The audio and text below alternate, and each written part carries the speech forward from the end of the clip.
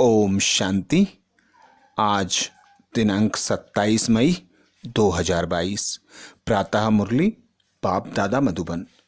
बाबा बोले, मीठे बच्चे, विचार सागर मंथन कर भारत की हिस्ट्री, ज्योग्राफी और नई दुनिया का संवत सिद्ध कर बताओ तो कल्प की आयु सिद्ध हो जाएगी।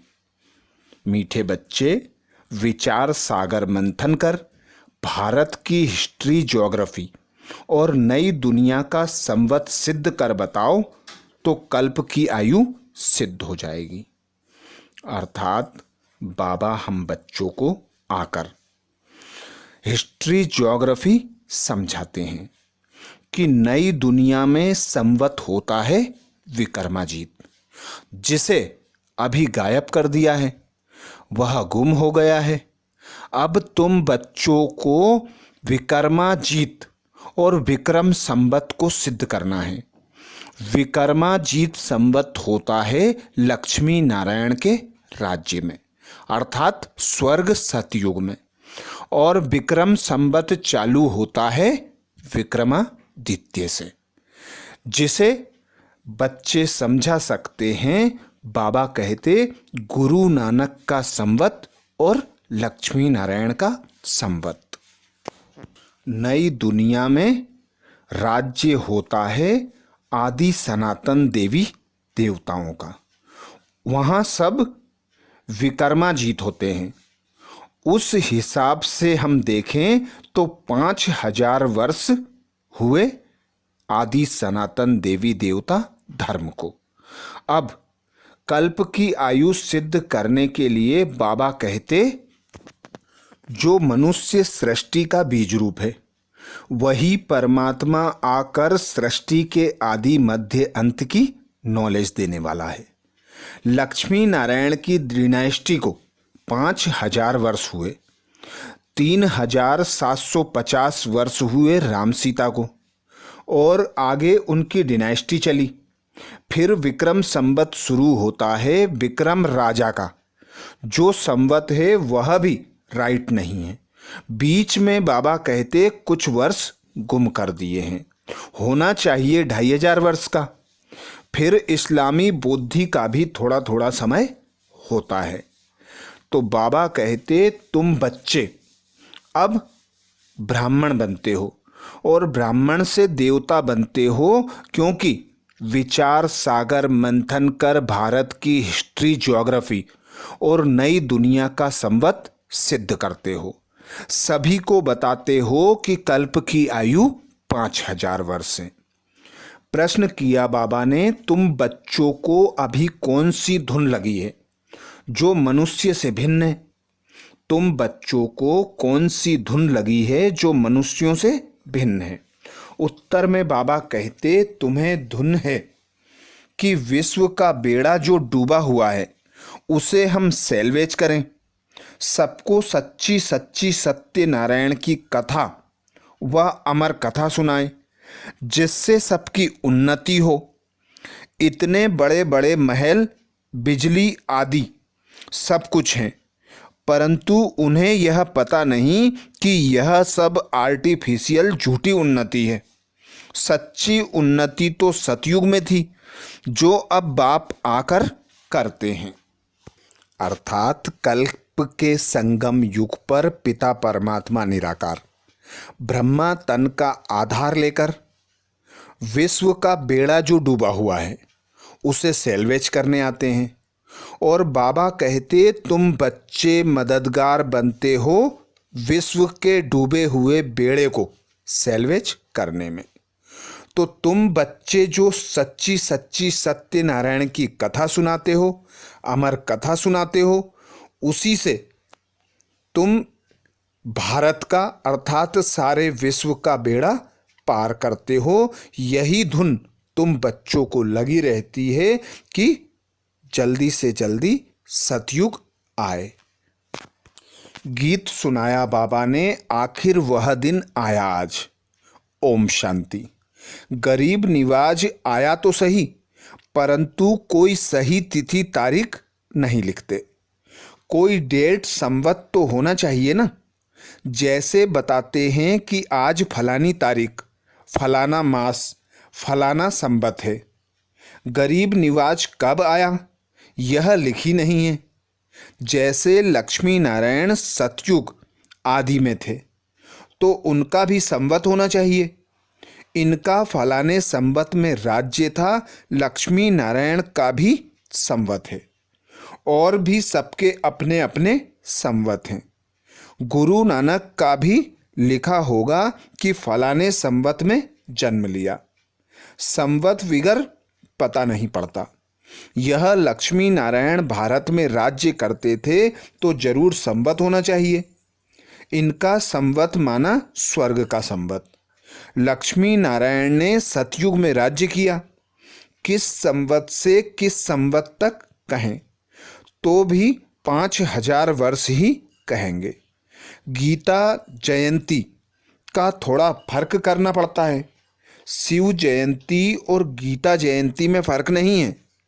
कृष्ण जयंती का फर्क पड़ेगा। लक्ष्मी नारायण का वही संवत लिखना होगा। यह भी विचार सागर मंथन करना होता है। पब्लिक को यह कैसे बताएं? लक्ष्मी नारायण का क्यों नहीं संवत दिखाते? विक्रम संवत दिखाते हैं। बाकी विक्रमाजीत संवत कहाँ है? अभी तुम बच्चों को अच्छी रीति मालूम है। भारत की हिस्ट्री ज्योग्राफी नई दुनिया का संवत भी दिखाना चाहिए। नई दुनिया में राज्य था आदि सनातन देवी देवताओं का, तो उनका संवत भी कहेंगे। हिसाब करेंगे तो उनको 5000 वर्ष हुआ।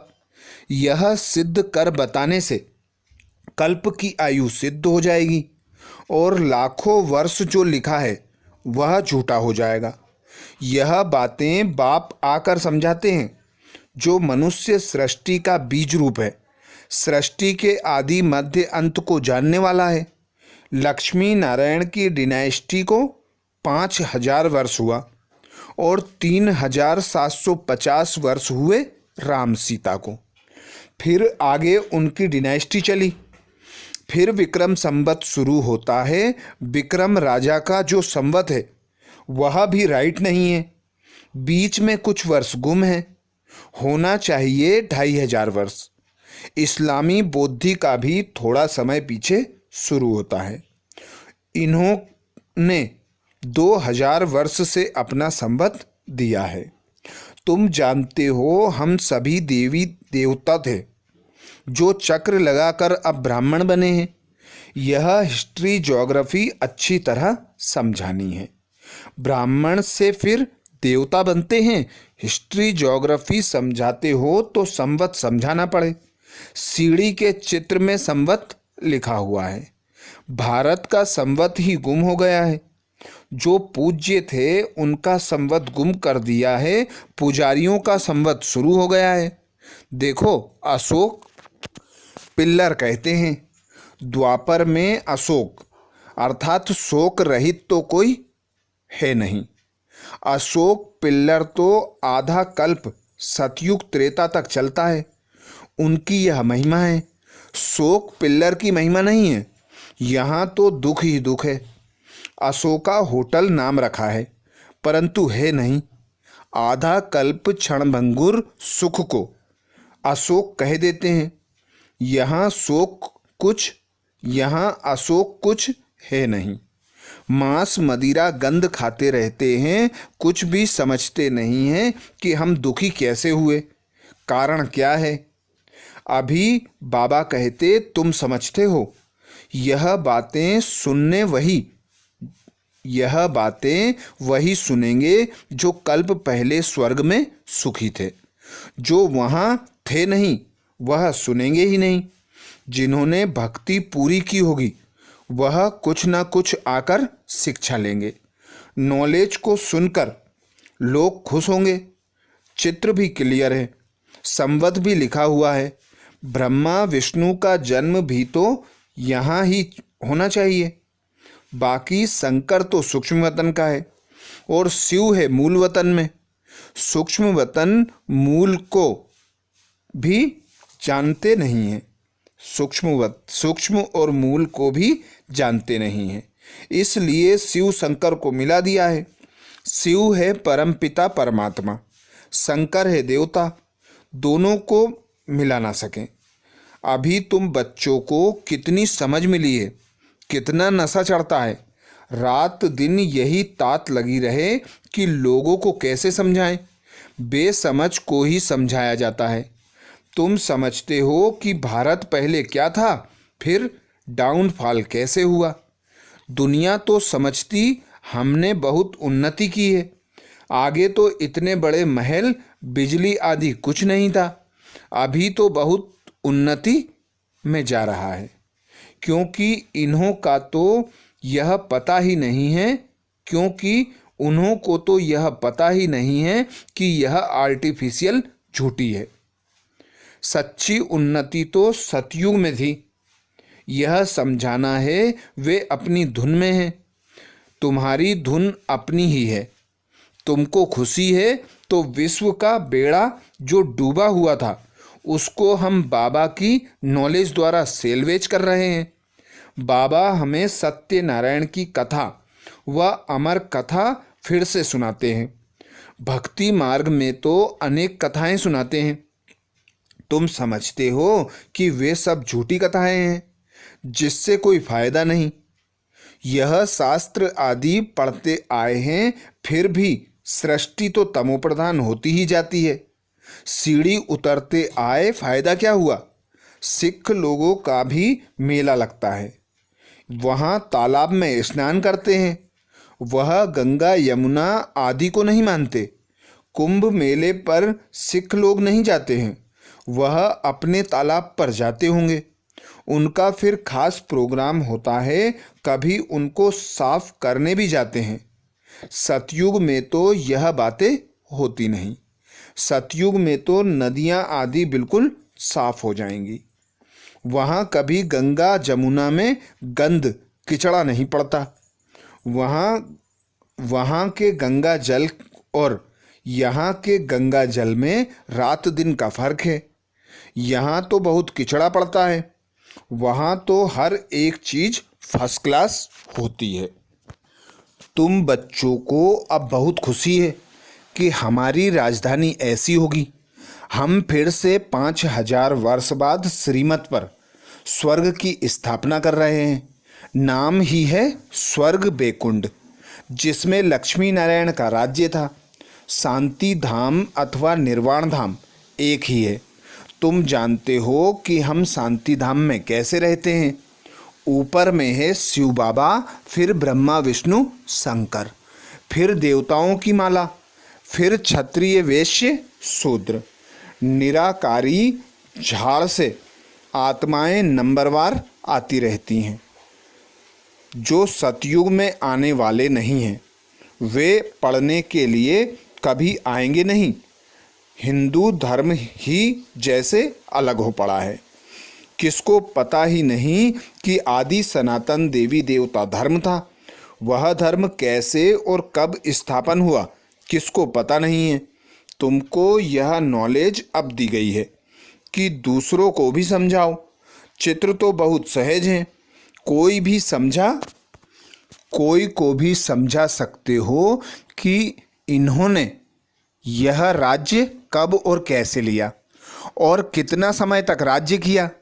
राम सीता का भी होना चाहिए कि फलाने संवत से फलाने संवत तक इन्होंने राज्य किया। पीछे फिर पतित राजाएं शुरू हो जाते हैं। यह देवताएं हैं मुख्य, जिनकी पूजा होती है। वास्तव में महिमा सारी एक पूज्य की होनी चाहिए। भक्ति मार्ग में तो सबको पूछते रहते हैं। अपने अपने समय पर एक की महिमा होती है। अपने अपने समय पर हर एक की महिमा होती है। मंदिरों में जाकर पूजा आदि करते हैं, परंतु उनको जानते बिल्कुल नहीं। अभी तुम समझते हो, जो सुनकर खुश होते हैं तब तो सेंटर खोलते हैं। समझते हैं कि इस नॉलेज से हम सो देवता बनेंगे। बाप ने गरीबों को आकर साहूकार बनाया है। बाप आकर बच्चों को समझाते हैं, बच्चे फिर औरों को समझाकर उन्हों का भाग्य खोलें। वर्ल्ड की हिस्ट्री ज्योग्राफी अभी तुम बाप द्वारा सुनते हो, वह समझने से तुम सब कुछ जान जाते हो। वर्ल्ड की हिस्ट्री ज्योग्राफी तो जरूर वर्ल्ड का रचयिता बीज रूप ही सुनाएंगे, वही नॉलेजफुल है। वह निराकार शिव देहधारी को भगवान रचयिता कह नहीं सकते। जो नॉलेजफुल है वह है निराकार शिव, देहधारी को भगवान अर्थात रचयिता कह नहीं सकते। निराकार ही सभी आत्माओं का पिता है।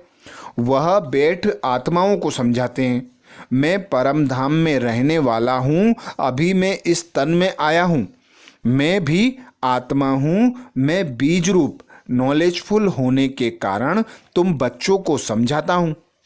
इसमें आशीर्वाद कृपा आदि की कोई बात नहीं है, न अल्पकाल सुख की बात है। अल्पकाल का सुख तो लोग देते हैं, एक को कुछ फायदा हुआ तो बस नाम चढ़ जाता है। तुम्हारी प्राप्ति तो 21 जन्म के लिए है, सो तो सिवाय बाप के ऐसी प्राप्ति कोई करा ना सके। 21 जन्मों के लिए निरोगी काया कोई बना न सके। भक्ति मार्ग में मनुष्यों को थोड़ा भी सुख मिलता है तो खुश हो जाते हैं।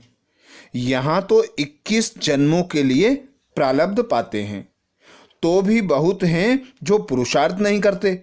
उन्हों की तकदीर में नहीं है तदबीर, तो सभी को एक समान ही कराते हैं। उस पढ़ाई में तो कभी अलग टीचर भी मिल जाते हैं, यह तो एक ही टीचर है।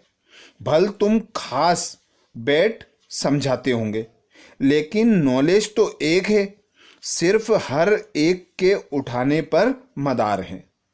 यह भी एक कहानी है जिसमें सारा राज आ जाता है। बाबा सत्यनारायण की कथा सुनाते हैं। तुम अंगे अखरे अर्थात तिथि तारीख सब सुना सकते हो। कोई कोई सत्यनारायण की कथा सुनाने वाले नामी ग्रामी होंगे, उनको सारी कथा कंठ हो जाती है। तुम फिर यह सच्ची सत्यनारायण की कथा कंठ कर लो, बहुत सहज है। बाप पहले तो कहते हैं मन मना भाव, फिर बैठ हिस्ट्री ज्योग्राफी समझाओ। इन लक्ष्मी नारायण का तो संवत बता सकते हो ना? आओ तो हम आपको समझाएं कि बाप कैसे संगम पर आता है। ब्रह्मा तन में आकर सुनाते हैं किसको? ब्रह्मा मुख वंशावली को, जो फिर देवता बनते हैं। 84 जन्म की कहानी है, ब्राह्मण सो देवता बनते हैं। पूरी नॉलेज है।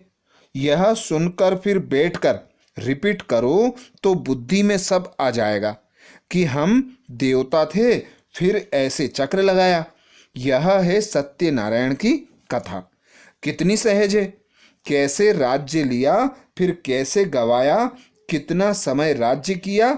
लक्ष्मी नारायण और उनका कुल घराना था ना। लक्ष्मी नारायण और उनका कुल घराना था ना।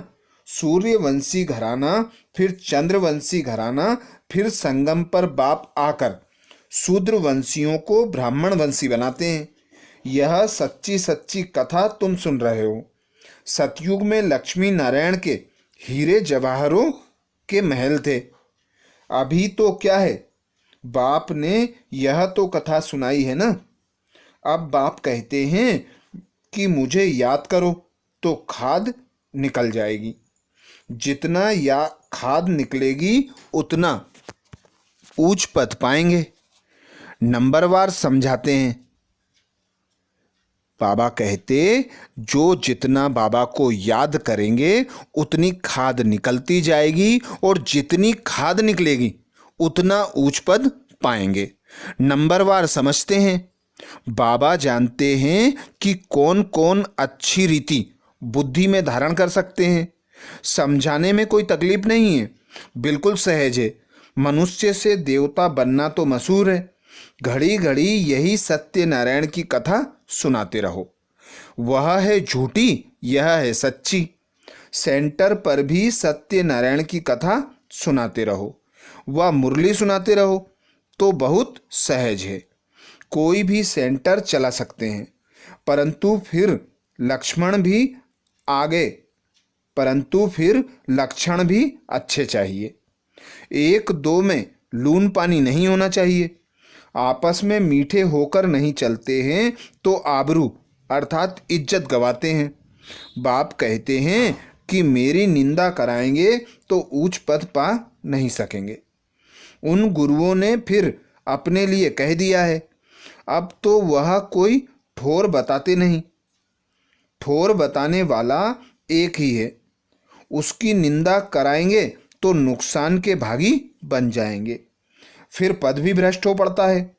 काला मुंह करते हैं तो अपनी ही सत्यानाश करते हैं।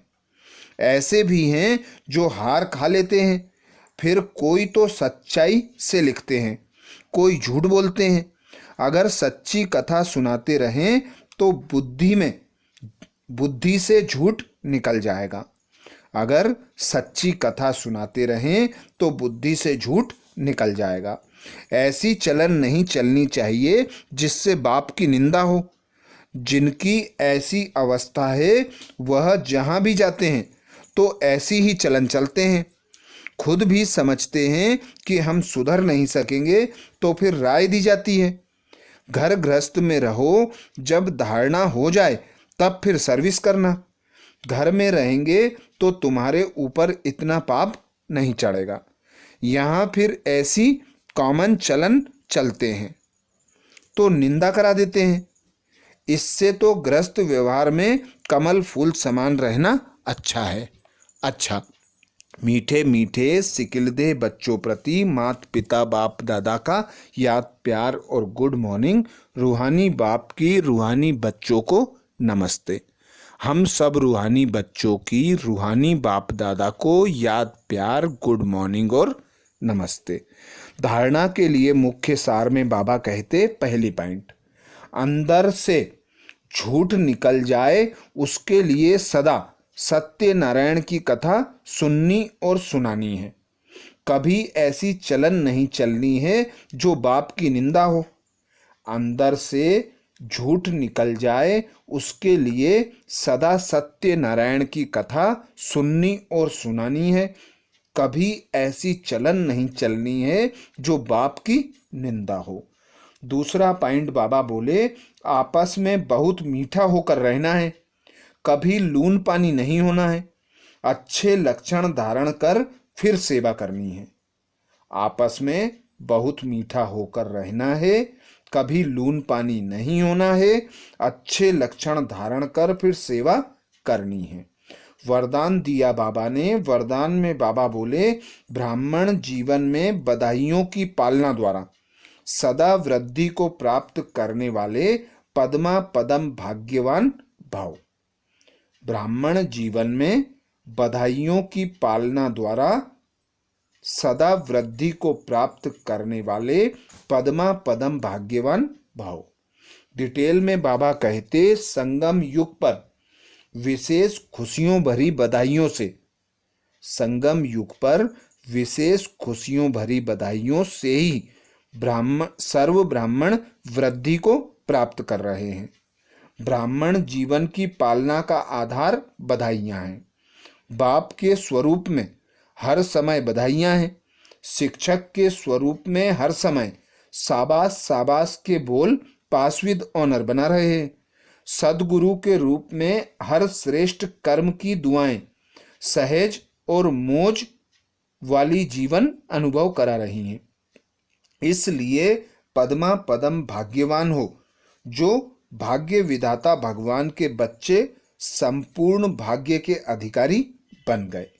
स्लोगन में बाबा कहते, सच्ची सेवा द्वारा सर्व की आशीर्वाद प्राप्त करने वाले ही तकदीरवान हैं। सर्व की सेवा द्वारा सर्व की आशीर्वाद प्राप्त करने वाले ही तकदीरवान हैं। तो ये थे बाबा के महावाक्य। अच्छा, ओम शांति।